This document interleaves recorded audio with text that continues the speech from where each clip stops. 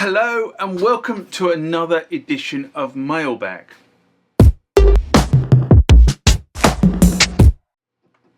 What is Mailbag? Well, Mailbag is a feature of the channel where you guys leave lots of comments on the channel and I attempt to answer those comments, or if I can't answer those comments, I throw it out to you guys who have more knowledge on some of this stuff than I do.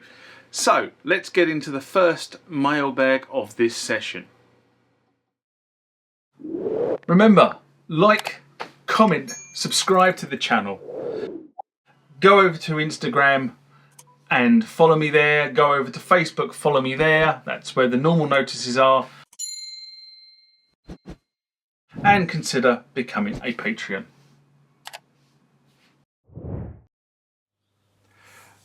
Next comment or question comes from D-Jan, Email and Nicht. I hope I've pronounced that right. And this is in response to setting up the Roland MX1 for your environment, a video I did in January 2016. And D writes, excellent. Nice and simple means of describing it in an introductory way. One thing that puzzles me yet is the time and setting for Master Effects. It doesn't appear to do much so far. And another issue is when I was recording into Audacity recently via normal inbuilt PC sound card, I had channels 1 to 4 in use, plus 5 and 6. However, my recording playback only channels 1 and 2 were recorded. This has never happened before, so I'm a bit of a loss as to why I lost what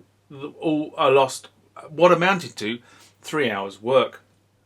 Another area issue is the customizer for the plug out modules, Scooper, Demora, Bitraiser and Tosida. I've pronounced those completely wrong. Demora, is it Tosida? Tosida, yes. When I load the customizer on the PC, it loads too big for my screen, so I can't use the virtual leads, plugins, plugouts, and basically it renders it useless as it will not resize. Have you had this issue? Also, I have for the time being the 4 units, Scooper, Demora, Bitraiser and I'm pronouncing that wrong, I know I am. Tosida, plugged into USB 1 through 4, but only ever seem to get any type of signal in 1 and 2, and nothing through 3 and 4 yet. Demora, Tosida, so yet I don't know really what effects sounds I can achieve from them yet. On the whole, so far I'm not too impressed by the units, but I'm prepared to wait till I know what the hell I'm doing first. Another area of issues I've written is the System 1M plug-out synth. At the moment I only need to use via gate and CV, but when I plug any audio in I have not had a single sound from it, and the only sound it has produced by touching my finger on the bop site end of the lead that the plug is plugged into, which is frustrating as it's something I really need for my style of sound. I like the TR8 so far, but find it a little weak and limited, so I may need to compensate for that via the DAW Ableton, which I'm only getting used to, having been a Cubase user. And 16 steps is rather frustrating for me, as I was more used to writing 64 steps patterns with the old MC505. But then again, it is working within instrument and limitations that makes it good, I suppose. And the last criticism of the AIRA stuff is that the TB3 seems to ghost notes. When I write a piece on it, I set my own accent slide notes, I nonetheless find it appearing to generate its own notes. Sometimes this is useful, and other times it's a bloody pain in the arse. Looking forward to testing the TB03 next year though.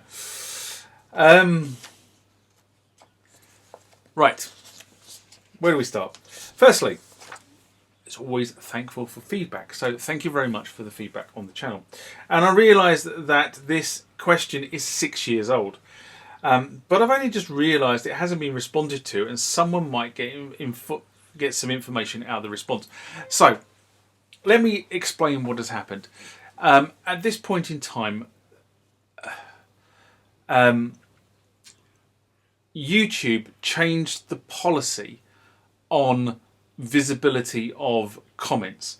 So up until this point in time, it was very difficult to see which comments had been responded to and which comments hadn't been responded to.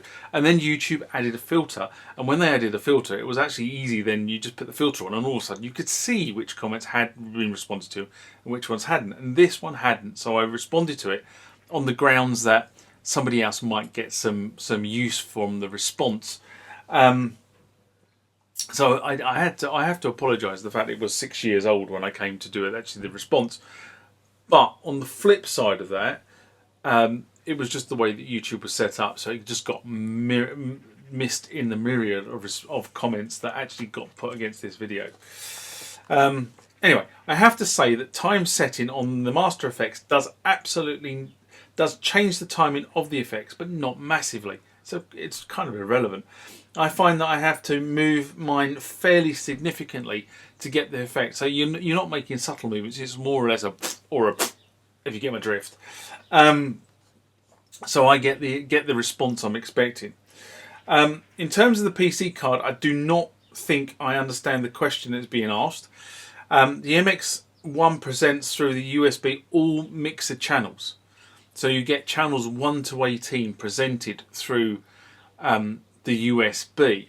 And that's how it's presented as audio channels to your computer.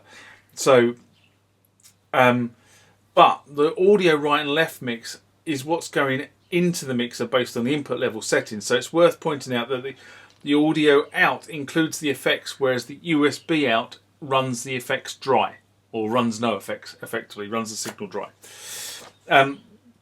I can't comment on Scooper, Demura, BitRaiser and Toseda units in general use with the MX1 and the plug outs through the Roland Cloud, because I don't have them. So I've never used them. I don't have them. It's very difficult for me to actually answer those comments on that basis.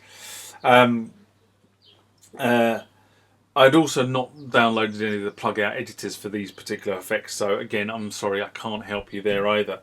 But there are other forums that could help you out in this area. Again, I don't have the System 1M, but minus the keyboard, the System 1M needs to be driven. The question does not state how you're actually driving the 1M, as in you have to put a signal into the 1M to tell it what notes to generate. You can't just plug cables in and expect the System 1M to do something. It still needs to know what it's oscillating, or what's generated, what is the source of the oscillation. You haven't said whether you're driving it with USB or 5-pin DIN, so it's a bit difficult. But if you've got a MIDI unit plugged into it and you're driving it with note data from the MIDI unit, then assuming that you've got both sets of the right channel, where you use channel 1, it should receive that data and it should then be able to process the oscillation. So hopefully that's cleared that one up. You've raised two fairly good points on the TR8. It was designed to replicate some legacy drum machines, notably the 909, the 808, the 606 and the 707 and the 727. And those machines only worked with 16 steps, not 64 steps. And the ability to sequence various patterns into an arrangement. I find the TR8 needs more punch though, either through channel EQ or applying effects to the recorded track. So that's my personal experience. And finally, I can't comment on ghost notes that you experience, as I can't recall ever receiving or generating ghost notes when I use my TB3. So I write a pattern, I write several patterns, and it plays what I've asked it to write. So I'm not experiencing what you're seeing. So the answer is I know I'm not experiencing these ghost notes.